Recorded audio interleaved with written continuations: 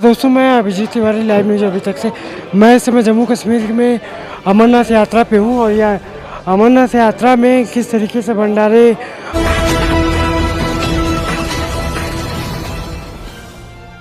पूरी व्यवस्था को दिखाते हैं, बात कराते हैं लोग कहाँ से आए, क्या है, कैसे है, वो पूरा डिटेल कैमरामैन से बोलूँगा ये सारा कुछ दिखाएं।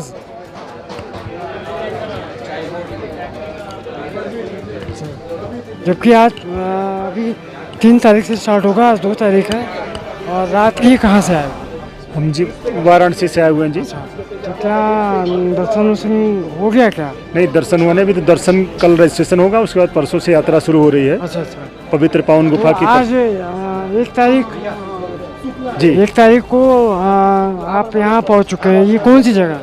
ये बालटाल बोलते हैं इसको। बालटाल जी। अच्छा, यहाँ से अमरनाथ कितनी दूर है? इस कम से कम 16 किलोमीटर की चढ़ाई है यहाँ से। 16 किलोमीटर। जी जी। अच्छा अच्छा। तो ये बताइए यहाँ यात्रा में कुछ आपको परेशानियाँ? नहीं, यात्रा कोई हो थोड़ा। मैम बताइए कहाँ से है, क्या है?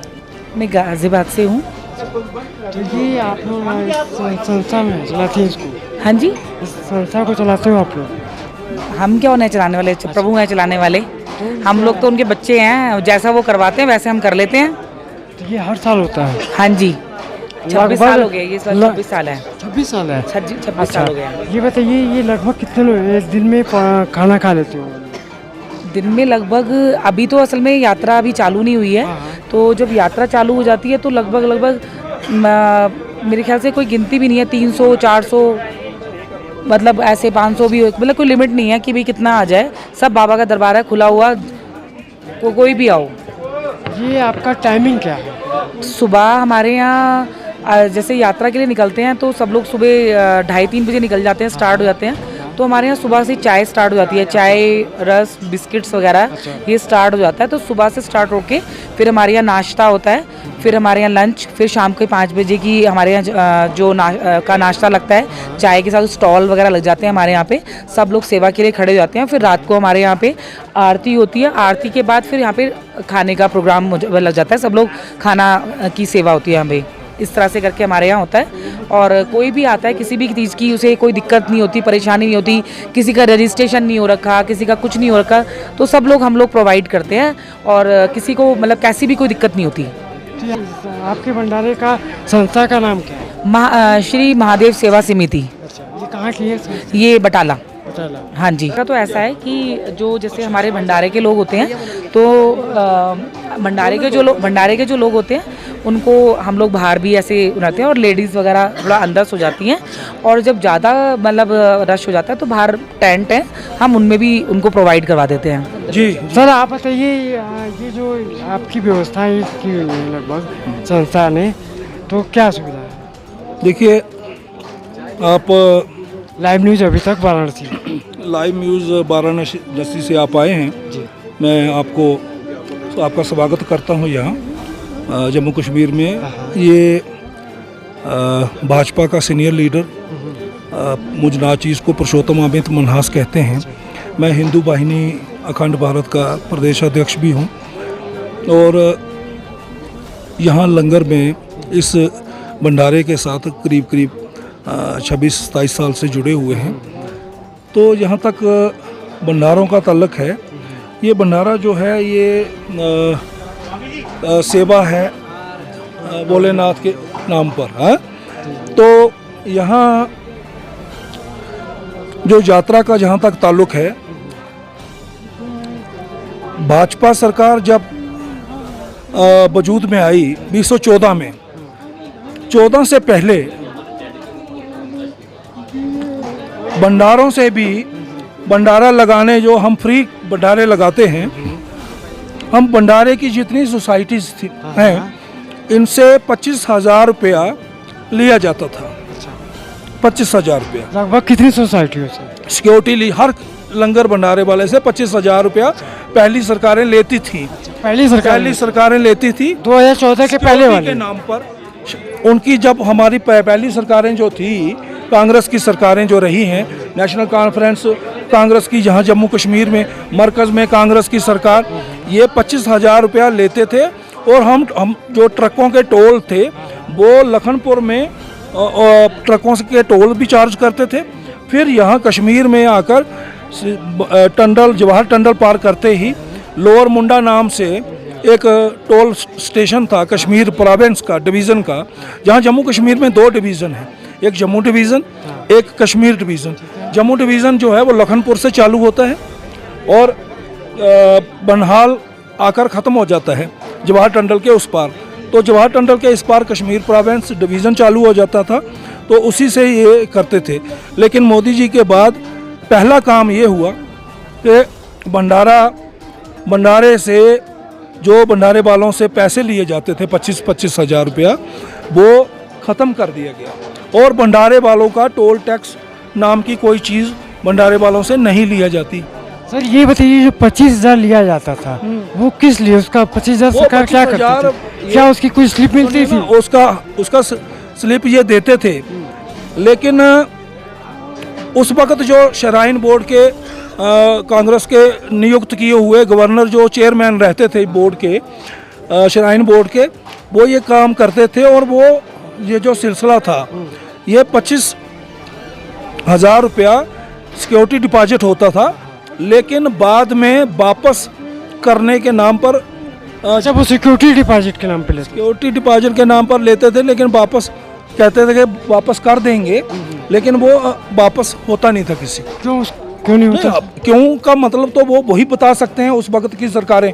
हमारी जब सरकार आई, मैं तो भाजपा से ताल्लुक़ रखता हूँ, जब से हमारी सरकार आई है, क्या सुविधा? मैं भंडारा वाला होने के नाते भी ये कह सकता हूँ कि जितने भंडारे हैं 120 से ज़्यादा भंडारे इस वक्त हैं यहाँ वजूद में, एक भंडारे से पैसा नहीं लिया जाता। और जब से हमारे मनोज सिन्हा भाई साहब जब से ये लेफ्टिनेंट गवर्नर बने हैं, जब से ये बन के लेफ्टिनेंट गवर्नर यहाँ बन के आए हैं, ये चेयरपर्सन हैं हमारे शराइन बोर्ड के, इनकी सिदारत में इतनी तरक्की हुई है कि आज यहाँ जंगल में मंगल बना। सर यहाँ मैं आपको रोकना चाहूँगा, मनोज सिन्हा जी गाजीपुर के सांसद थे, ठीक है, दूसरे चुनाव में वो हार गए, तो ये बताइए इसका पीछे क्या कारण है? एक बात मैं आपको बताऊं, हार या जीत पॉलिटिशियन के लिए मैटर नहीं करती है। उससे ना तो पॉलिटिशियन हारने से विचलित होता है, ना हार से पॉलिटिशियन की कोई नालायकी जो है गिनी जानी चाहिए, ना जीत से उसका कोई बहुत बड़ा मतलब गिना जाना चाहिए। एक इंसान की अपनी पहचान होती है।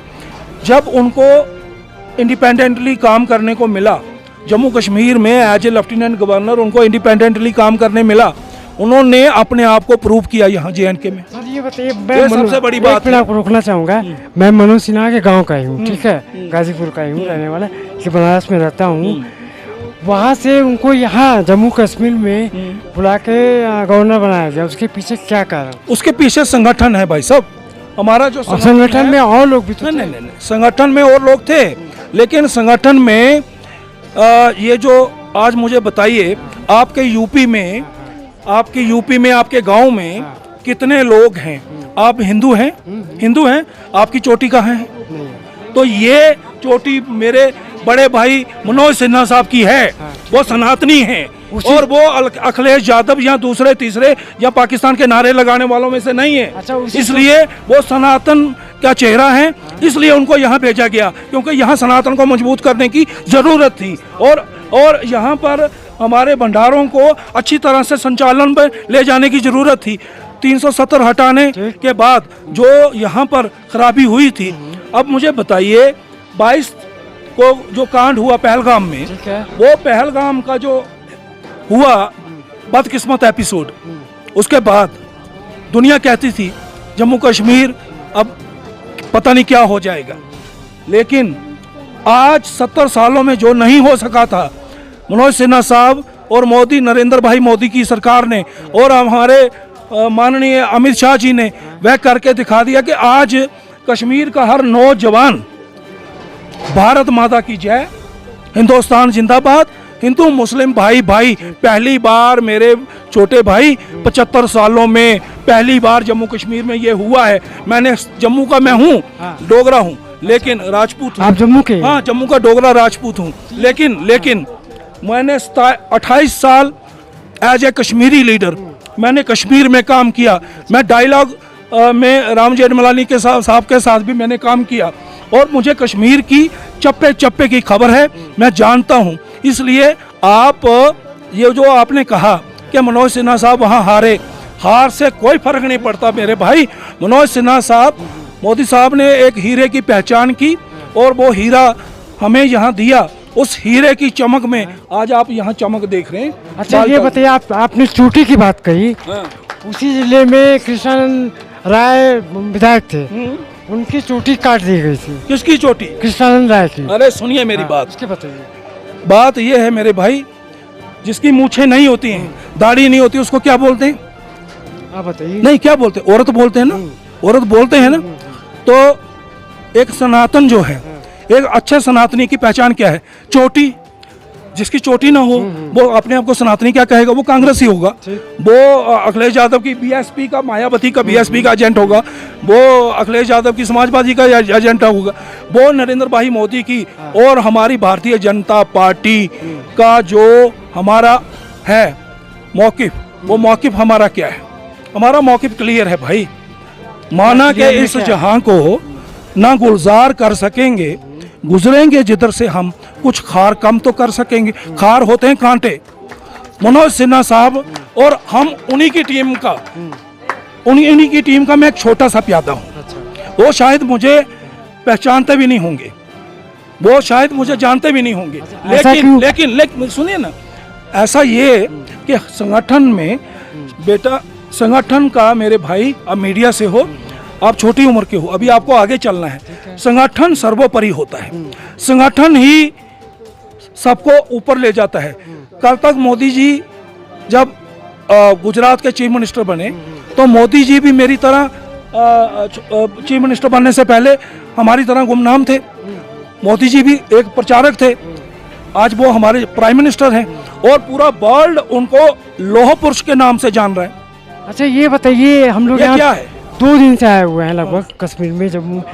यहाँ लोग मोदी जी के नाम से चिढ़ क्यों रहे हैं? कहाँ? यहाँ जम्मू में। जम्मू में कोई नहीं चिढ़ रहा, कश्मीर में भी कोई नहीं चिढ़ रहा मोदी जी के नाम से। मुझे ये लग रहा है, मुझे ये लग रहा है मेरे भाई, आपको कहीं आपने स्टूडेंट लाइफ में या युवा जो समाजवादी है, आपने उसमें कहीं कोई अपना हिस्सा दिया है, वक्त दिया हुआ है, इसलिए आपको वो बुखार उतर नहीं रहा।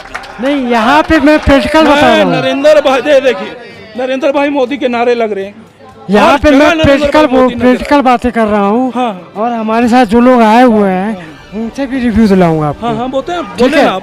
ये खास तौर से ऑटो वाले हुए या होटल वाले हुए, अगल बगल जो शॉप वाले हुए, मोदी का नाम लेते ही। एक बात कहूँ, सुनिए, 75 साल 80 साल से नेशनल कॉन्फ्रेंस का नाम पहले मुस्लिम कॉन्फ्रेंस था, और नेहरू जी और शेख अब्दुल्ला साहब में समझौता था। वो आपस में दोनों भाई भाई थे, ठीक है। तो उन्होंने आपस में ये किया हुआ था अकार्ड। उन्होंने कहा कांग्रेस की जहाँ जम्मू कश्मीर में ज़रूरत नहीं है, यहाँ मुस्लिम कॉन्फ्रेंस ही काफ़ी है, एजेंडा हमारा एक है, सुनिए, और इकट्ठे काम करते रहे। नेहरू ने कहा नहीं भाई, ऐतराज हो रहा है हमारा, बाकी स्टेटों में ऐतराज होगा, लोग बुरा मानेंगे, आप इसका नाम बदल लो। उसका नाम बदलकर मुस्लिम कॉन्फ्रेंस से नेशनल कॉन्फ्रेंस रखा गया, नेहरू जी के सुझाव पर। फिर कांग्रेस ने यहाँ नहीं थी, इलेक्शन नहीं लड़ती थी, वही लड़ते थे नेशनल कॉन्फ्रेंस के लोग। फिर कांग्रेस बाद में आई, तो 70 सालों से उनको कश्मीरी बच्चे को, जिस बच्चे को मेरे भाई, हमारी जो दाई माँ होती है, बच्चा जिसके हाथ में बचपन में खेलता है, जब वो दाई माँ और वो जो उसका बाप है, उसका खानदान के लोग हैं, दादा, चाचा, मामा, ताया, नाना, वो सब जब उस माहौल में बच्चा पैदा होगा, जब उस माहौल में बच्चा सीख के आगे बढ़ेगा, उम्र उसकी दराज होगी, तो वो ये सीखेगा कि भारत आपका दुश्मन है। अपनी कुर्सी को बचाए रखने के लिए 370 जो नेहरू जी ने यहाँ दी थी गैर संविधान तरीके पर, और यहाँ पर सेपरेटिज्म का बीज बो दिया था, उस बीज की वजह से मेरे दोस्त यहाँ पर 70 सालों में जो आप जो कह रहे हैं ना, अब एक जो कोई 10% 20% नहीं मैं कहूँगा, 10-12% जो लोग अभी भी मान रहे हैं आप अभी भी सुनो, अभी भी कुछ ऐसे हो सकते हैं जो आपकी जो उन लोगों की उस बात को टो करते हों, एजेंडे को, लेकिन अब मेजॉरिटी ऑफ कश्मीरी पीपल्स अब भारत माता की जय, नरेंद्र भाई मोदी की भाजपा सरकार की सपोर्ट में आ चुके हैं और वो पसंद कर रहे हैं। इसलिए आज नेशनल कॉन्फ्रेंस यहाँ पर गवर्नमेंट में है, उसकी सरकार है। उमर अब्दुल्ला साहब आज कह रहे हैं कि भाई यहाँ यूटी है, स्टेट मिलनी चाहिए। मैं उनसे सवाल करना चाहता हूँ आपके माध्यम से कि मेरे दोस्त, आप ये बताओ, जब आपने इलेक्शन लड़ी थी, क्या उस वक्त आपने यूटी की इलेक्शन लड़ी थी कि स्टेट की इलेक्शन लड़ी थी? अगर आपने यूटी की इलेक्शन लड़ी थी, और आपने तो इलेक्शन से पहले 1 साल पहले आपने कहा था कि जब तक स्टेट नहीं मिलेगी मैं इलेक्शन लड़ूंगा ही नहीं, और फिर आपने इलेक्शन लड़ी क्यों? फिर अगर यूटी की इलेक्शन लड़ी, मेरी बात सुने ना, यूटी की इलेक्शन लड़ी तो फिर केजरीवाल की तरह यूटी का चीफ मिनिस्टर होना भी कबूल करो ना।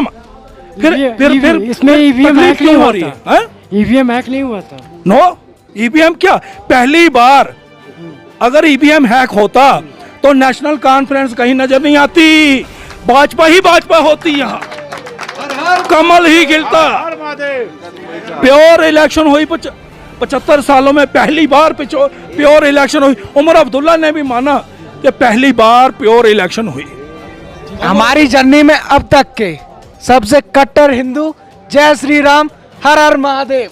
Thank you, thank you. हम भी बीजेपी पार्टी के थैंक यू। नरेंद्र मोदी को दिल से सपोर्ट करते हैं। ये भी भाई हमारे सब नरेंद्र मोदी, तो हर हर मोदी, घर घर मोदी, नमो दीपते, हर हर महादेव। एक बात मैं लास्ट में कहना चाहूंगा कि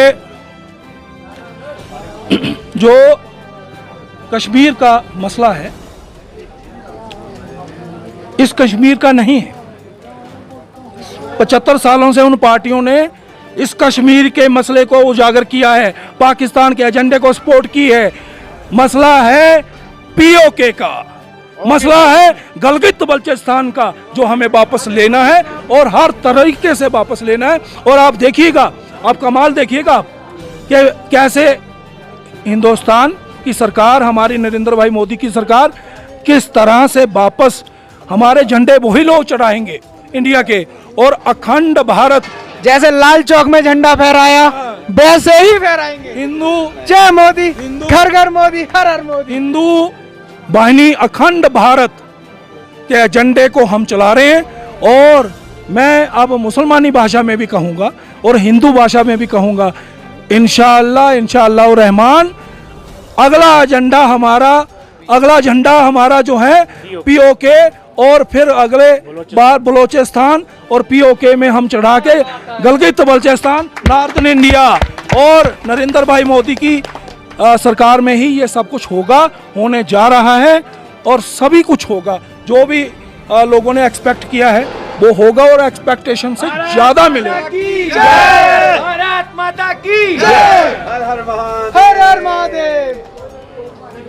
और नरेंद्र भाई मोदी जी को और अपने होम मिनिस्टर साहब अमित शाह जी को और अपने एलजी साहब को आपके माध्यम से लास्ट में एक प्रार्थना करके जाना चाहता हूं कि कश्मीर में हाई कोर्ट ऑफ जेके ने, जम्मू कश्मीर ने वर्डिक्ट दिया था पिछले साल 15 जून को कि जम्मू कश्मीर में, बल्कि कश्मीर में जितने हिंदू मंदिर थे जिनकी मिलिटेंसी में हिंदू शराइन्स की जगह हड़प ली गई दूसरी कौम के द्वारा, मुस्लिम कौम के द्वारा, वो रिस्टोर करिए, उसकी म्यूटेशंस कैंसिल करिए विद इमीडिएट इफेक्ट। और हर डिस्ट्रिक्ट जो है, डिस्ट्रिक्ट मैजिस्ट्रेट, वो इंश्योर करेगा, गारंटी देगा और ये काम करके रिपोर्ट करेगा।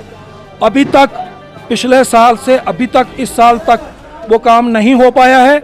हमारी हाथ जोड़ के आपसे विनती है कि इस काम के लिए प्रायोरिटी में इस काम को करें। यात्रा के फौरन ख़त्म होने के बाद एलजी साहब, मनोज सिन्हा, हमारे बड़े भाई साहब से गुजारिश है कि मंदिरों के लिए, हिंदू शराइन के लिए, जहाँ जहाँ हिंदू शराइन में, नारायण मठ कश्मीर में, सोलीना, रामबाग में, वहाँ दिन दहाड़े, एक महीना पिछले महीने दिन दहाड़े गौशाला में ताला तोड़ के गौशाला का नारायण मठ में मिलिटेंट सरेंडर मिलिटेंट आकर घुसे हैं।